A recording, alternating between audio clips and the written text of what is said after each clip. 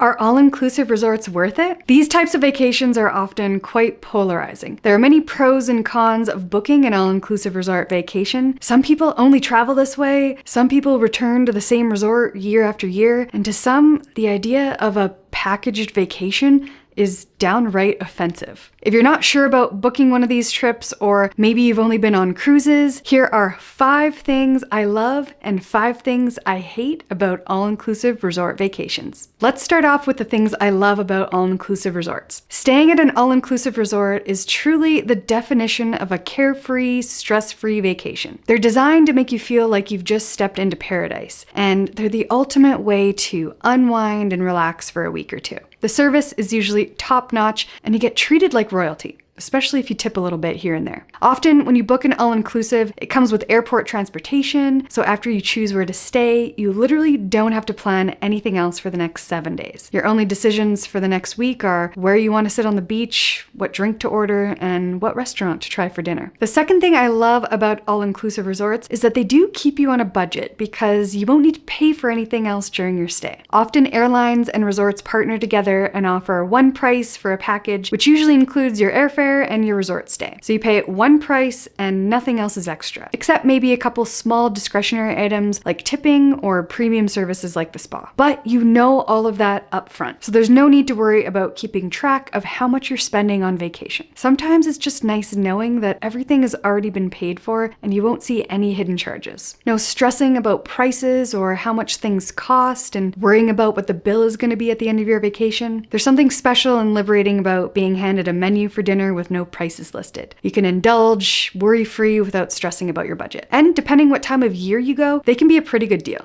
Number 3, all-inclusive vacations are a great choice for group travel. If you're traveling with friends or your extended family, you can find a resort that has something for everyone. Family resorts have amenities like water parks, mini golf, even bowling alleys. A lot of these resorts have kids clubs, so mom and dad can have a break for a few hours. Many have adult-only sections, so even if you're traveling with people who have children, you can still enjoy child-free areas. Not to mention, there is always a buffet for every meal of the day, so if you're traveling with picky eaters, this makes dining really easy. Staying together at a resort also gives everyone the freedom to spend as much or as little time together as you want, and easily get back together and regroup when needed. People have their own rooms to go back to, and so they've got the freedom to enjoy the areas of the resort that they want, and there's always lots of common area spaces for gathering together. And logistically speaking, when everything is paid for and you don't have to worry about splitting bills, all-inclusive resorts make group travel very easy. Next is safety. Choosing an all-inclusive resort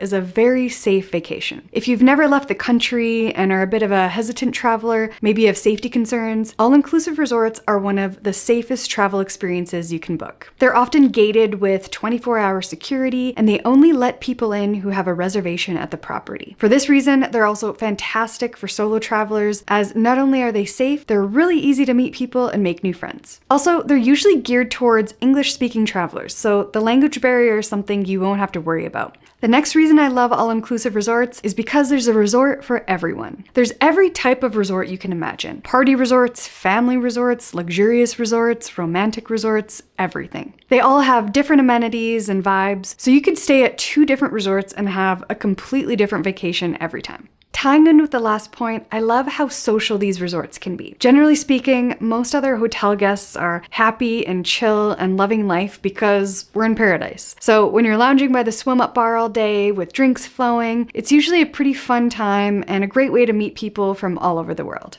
Moving on to some of the things I dislike about all-inclusive resorts. Number 1 is the food. The food is usually the biggest complaint that people have. At most resorts, the food is usually just okay and kind of subpar, unless you really fork out some cash and stay somewhere ultra expensive and super luxurious, maybe something like the LeBlanc resorts. At all-inclusive resorts, they run on volume, so the food is going to be plentiful and available, but it's not going to be the highest quality. Now, I will say the food argument is pretty subjective. I found that out of most of the different resorts I've stayed at, you're able to find food that's better than others, so it's not all bad. Breakfast and lunch are usually at a buffet, and many people tend to get pretty bored of the same food after a few days. As for dinner, there are usually a few a la carte restaurants to choose from if you want to break from the buffets, but these usually require reservations in advance, and sometimes they're all booked up for the entire week that you're there. So this can be quite disappointing when you you've paid the same price as others, but don't get to access everything.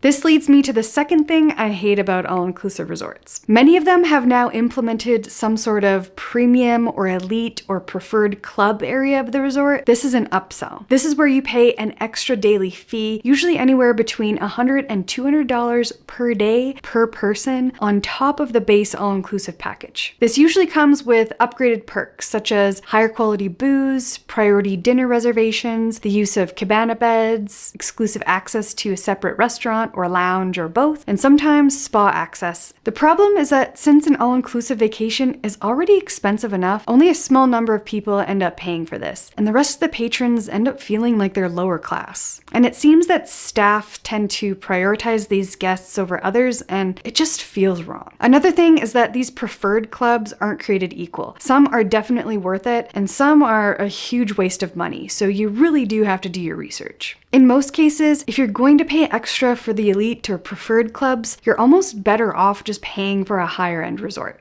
Another thing I'm not a fan of is that so many resorts are now a timeshare property, or at least part of it is. So you book your vacation, you pay for it, and then when you finally arrive and check in, they try to get you to buy into a timeshare. Of course, it won't ever be called a timeshare. It's usually something like the vacation club or a membership. Now, if you're familiar with this, you know that they try to be sneaky and offer all kinds of things for free in exchange for attending a short presentation where they try to hard close you on this. So you might get promised free spa services, free excursions, or even a free stay in the future. They usually invite you to a presentation, but I've also seen them try to get guests into thinking that they have to attend a special breakfast on their first morning as an orientation, which is totally not necessary. And it's not just timeshares. Depending on the resort, sometimes there's staff who roam around the pool decks trying to sell spa treatments or excursions or other upsells. Sometimes this just can be a little bit annoying throughout your stay. So if you have zero interest in buying into the timeshare, just learn to say no thank you and ignore for the rest of the week. And if you're a timeshare person, well, you've probably already skipped over this section. One of the biggest downsides of all-inclusive resort vacations is that they're not the best way to experience the local culture, and they're basically as inauthentic as it gets. Since these resorts are so large, they're often built away from the local communities, and they encourage you to buy the expensive excursions and tours and don't really offer an opportunity for you to spend your money in the local communities. That being said, you can be strategic and book resorts that are closer to local communities if this is something that interests you. For example, one resort that comes to mind is the Royal Decameron, which is located in the small, laid-back beach community of Bucerías, which is just outside of Puerto Vallarta. So you can literally walk to local markets and street food carts within 10 or 15 minutes from the resort. Lastly, you really do have to pick the right resort for you to get the best experience. There are so many to choose from, so it can be hard to get it right, and it does get overwhelming very quickly when you're trying to choose the right resort for you. And it's also really starting to become a you get what you pay for type of experience. There are massive mega resorts, smaller, more intimate, low-key resorts, lower budget and party-oriented resorts, quiet and secluded resorts, so you really do need to decide what kind of vacation you want and book the resort accordingly. So to sum it up, I think there's pros and cons to an all-inclusive resort vacation. I myself thoroughly enjoy them every once in a while, but not every single time I travel. I think it all comes down to traveling versus a vacation, which are two totally different types of trips. That's all for this video. Thank you so much for watching, and I'll see you in the next one.